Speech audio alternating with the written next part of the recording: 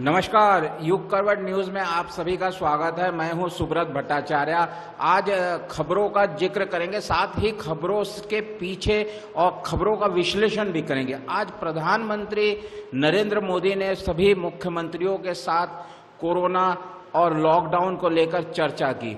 बताया जा रहा है कि 2 मुख्यमंत्रियों के अलावा सभी मुख्यमंत्रियों ने लॉकडाउन को और अधिक नहीं बढ़ाने की अपील की है। अब आगे क्या होगा ये देखने वाली बात होगी।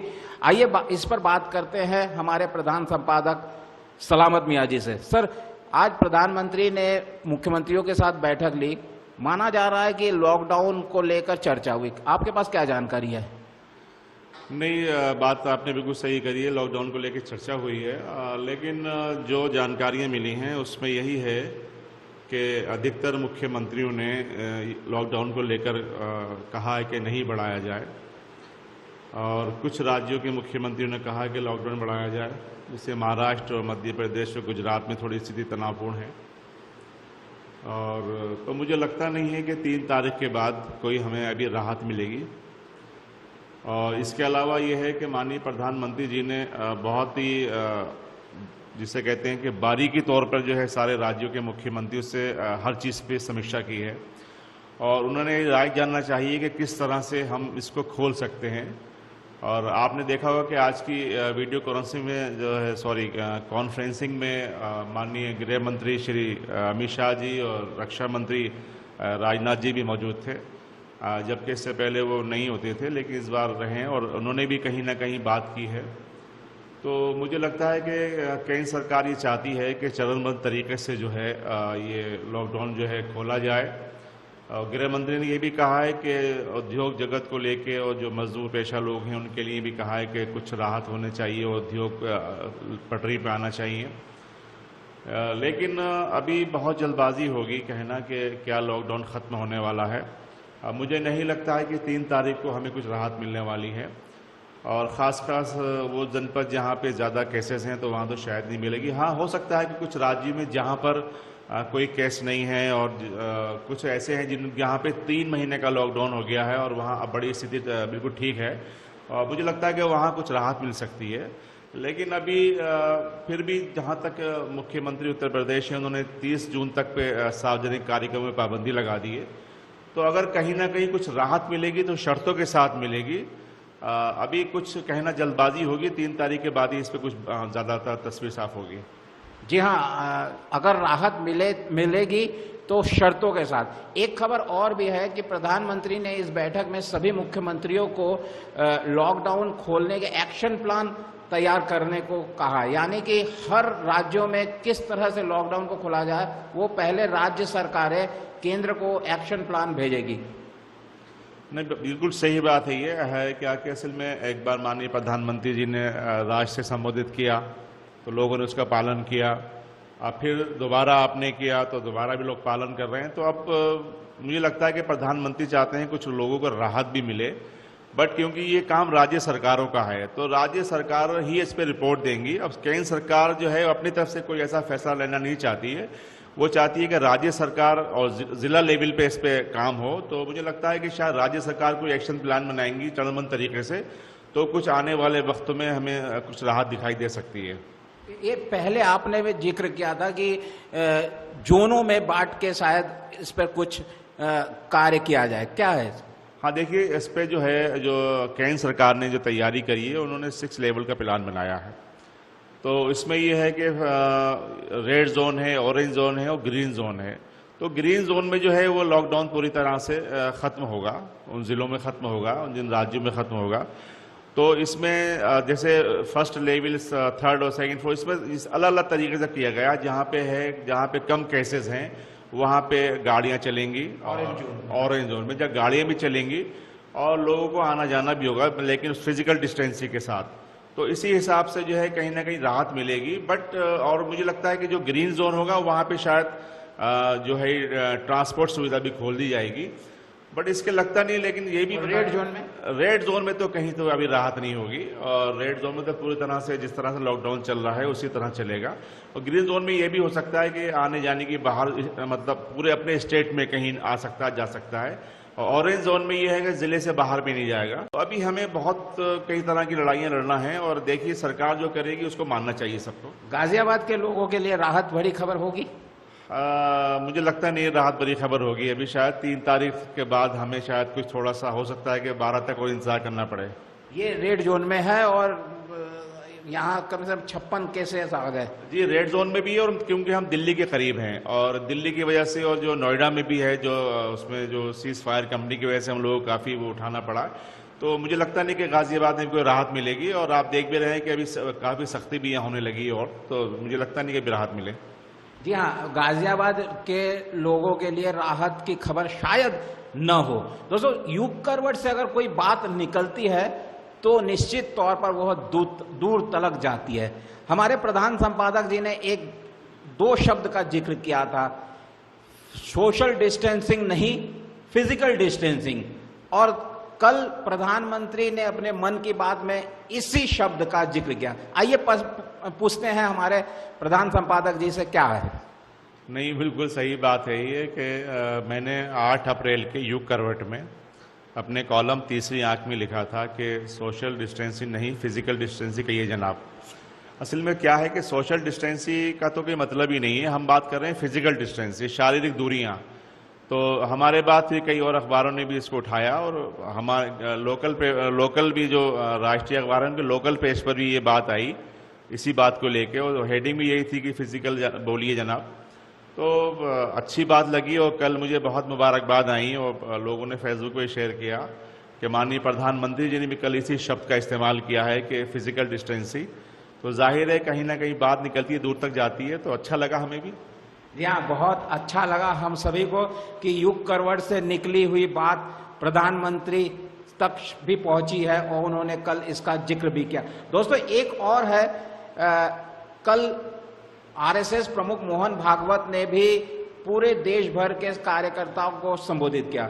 उन्होंने एक बात कही कि कोरोना से मतभेद बहुत हो रहे हैं, लेकिन ये होना नहीं चाहिए। हमें मुस्लिम समाज को एक शक की नजर से नहीं देखना चाहिए, हमारे आपस की दूरियां बढ़नी नहीं चाहिए। आइए इस विषय पर चर्चा करते हैं। कल मोहन भागवत जी ने बहुत अच्छी बातें कही कि हमें एक दूसरे को शक की नजर से नहीं देखना चाहिए, क्या कहेंगे?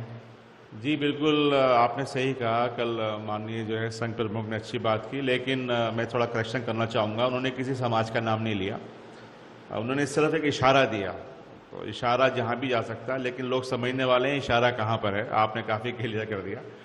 तो उन्होंने जो कहा कि अगर कोई एक गलती करता है तो पूरे समाज को जो है उसको दोषी नहीं ठहरा सकते, उससे दूरियां नहीं पैदा कर सकते। ये वास्तव में बड़ा एक अच्छा उनका विचार है और इस विचार से ही हमारा देश जो है आगे बढ़ता है। उन्होंने कहा कि ये कोरोना जो है इस वक्त एक नया भारत बनेगा, ये भी उन्होंने कहा है। तो जाहिर है कि जो माननीय मोहन भागवत जी का कथन है वो बिल्कुल सही है कि किसी एक व्यक्ति से, एक इंसान से इस पूरा समाज को आप तुलना नहीं कर सकते, ना उस समाज को उसको आईना बना सकते हैं। जो लोग करते हैं उसकी निजी राय भी हो सकती है, समाज इसकी इजाजत कभी नहीं देता। ये समाज और समुदायों के बीच नफरत और दूरियां आखिर कौन फैला बढ़ा? देखिए, कुछ लोग भी हैं, सोशल मीडिया भी है और कुछ चैनल भी हैंगे, और बड़ी तकलीफ होती है चैनल को देखने के बाद कि चैनल जिस तरह से आज लगता नहीं कि पत्रकार हैं ये। कुछ बड़े चैनल पे तो मैं देखता हूं कि इस तरह की घटनाएं होती है कि मानो लगता है एंकर जो है वो कहीं स्टूडियो में नहीं बैठा है, वो कहीं कुश्ती के मैदान में है, एकदम खड़ा हो जाएगा और बातें करेगा और चीखे, और ये मतलब बहुत अजीब लगता है कि हम कहाँ हैं, किस दुनिया में हैं, हम कौन सी मीडिया की लाइन में आ गए हैं। ये पत्रकार हैं, ये जो समाज को नया आईना दिखाना चाह रहे हैं। और मैं आपको बताऊं कि आज मुझे एक मेरे बड़े अजीज, बहुत अच्छे दोस्त हैं, मेरे बड़े भाई भी हैं, और उन्होंने एक मुझे वीडियो भेजी थी। उस वीडियो में एक महिला है, उस महिला ने जिक्र किया कि मैंने आज अपने लड़के को टाइट कर दिया, तो मेरे भतीजे ने वो वीडियो बना के मेरे किसी और को भेज दी। तो उसका भतीजे का जो कमेंट्स था वो बड़ा, आप देखिए, हम जैसे पत्रकारों के लिए बड़ी शर्म की बात है। उसने कहा कि चाची अब कोई आप टेंशन ना करो, आप तो शरीर से भी पहलवान लगती हो और आपकी तो बातें बड़ी अक्खड़ वाली हैं, चिल्लाती भी बहुत हो, आपको नौकरी मिल जाएगी। उन्होंने कहा नौकरी कैसे मिल जाएगी? बोले पत्रकार की नौकरी मिल जाएगी। तो उन्होंने कहा बेटा मैं कैसे पत्रकार, उन्होंने कहा जो चिल्लाएगा और जो चीखे मारेगा वही पत्रकार है, जो कुश्ती लड़ेगा स्टूडियो में बैठ के वही पत्रकार है। उन्होंने कहा कि इसके लिए क्या सिफारिश करना पड़ी, उन्होंने कोई सिफारिश नहीं करना पड़ेगी, आप बहस कराइए, खुद बोलिए, दूसरों को बोलने मत दीजिए। उन्होंने कहा हम लोगों के लिए आखिरकार ये हो क्या रहा है। तो मुझे भी बड़ा कभी कभी लगता है चैनल पर देखने के बाद कि हम लोग क्या इसी प्रोफेशन में इसलिए आए थे कि आज जिस तरह का माहौल हो रहा है, नफरत बेच रहे हैं, हम लोग नफरत बेचने के लिए नहीं आइए। पत्रकार और मीडिया तो प्यार बेचता है, इंसानियत बेचता है, मानवता को पूरा पालन करता है। तो ये नफरत फैलाई जा रही है, तो ऐसे जो हमारे साथी हैं उनको चाहिए कि अपनी जबान पर लगाम दें और कम से कम सही बात करें। सोचिए किस तरह उस बच्चे के मन में एक एंकर की छवि बैठ रही है। दोस्तों आज हम चर्चा करते हैं कोरोना की। अभी कोरोना में यूं तो संक्रमित लोगों की संख्या बढ़ रही है, लेकिन जो रफ्तार है वो घट रही है। पहले कल करीब 2124 घंटे में संक्रमित थे, आज वो घट के 1400 हो गए। एक और पॉजिटिव खबर यह है कि गाजियाबाद में अभी तक कोई हॉटस्पॉट की संख्या नहीं बढ़ी। लगता है कि गाजियाबाद में कोरोना अब काबू में आ गया, लगता है? नहीं, बिल्कुल आ गया है और अभी कोई नया केस भी नहीं आ रहा है। और सबसे खुशखबरी ये है कि बहुत से लोग ठीक भी हो गए हैं और देश में भी काफ़ी संख्या ठीक होने वालों की है। तो मुझे लगता है कि जिस तरह से जो हमारा इस समय था वो हम आहिस्ता आहिस्ता उसको पार कर रहे हैं और ऊपर वाले ने चाहा तो हम इस बीमारी को जीत लेंगे। और माननीय प्रधानमंत्री जी ने भी कहा है कि इस बार रमज़ान में ऐसी इबादत करें, इस तरह ऊपर वाले का नाम लें कि खुले माहौल में, खुशियों के माहौल में ईद मनाएं। तो जाहिर है कि हम ईद दिवाली सब खुशियों के माहौल में मनाएंगे, सब त्यौहार मिलकर मनाएंगे। अब इस बीमारी से हम जीत लेंगे। कल प्रधानमंत्री जी ने मन की बात में कहा था कि ईद तक कोरोना खत्म हो जाएगा। हाँ, तो हो सकता है ऊपर वाले चाहे उनकी बात सही हो और हम भी सब ये उम्मीद कर रहे हैं कि बिल्कुल इस बीमारी को खत्म हो जाए और भारत जो है फिर भारत की सड़कों पर खुशियाँ लौटें। युग करवट ने शनिवार को एक घटना का जिक्र किया था जिसमें सत्तारूढ़ बीजेपी के एक विधायक ने सरकार के फैसलों और क्रियान्वयन पर सवाल उठाया था। आज एक और खबर आई है, हरदोई के भाजपा विधायक ने डीएम और सीडीओ को, वहां के सीडीओ को पत्र लिखकर कहा कि मास्क और सैनिटाइजर खरीदने में गड़बड़ियां हुई है, भ्रष्टाचार हुआ। क्या कहेंगे सर कि योगी सरकार का जो भ्रष्टाचार मुक्त प्रशासन देने का, उसमें कहीं कोई धब्बा लग रहा है क्या? अब देखिए, कहना बड़ी जल्दबाजी होगी, लेकिन क्योंकि मुझे लगता है कहीं ना कहीं स्थानीय स्तर पर जो विधायकों में प्रशासन में सही समन्वय नहीं होता है, तो इस तरह की वो शिकायतें की जाती हैं। अगर वास्तव में इस तरह की कोई शिकायत है और ये भ्रष्टाचार हुआ है, ऐसे माहौल में हुआ है, तो उसकी तो सख्त से सख्त कार्रवाई होनी चाहिए। और यदि कोई विधायक जी का निजी मामला है और डीएम से उनकी सही कोई नहीं बैठ रही है, ट्यूनिंग ठीक नहीं हो रही, तो फिर विधायक जी के खिलाफ भी कार्रवाई होनी चाहिए। बट मामला गंभीर है, इसको जांच होना चाहिए। जी हाँ, मामला गंभीर है और जांच होनी चाहिए।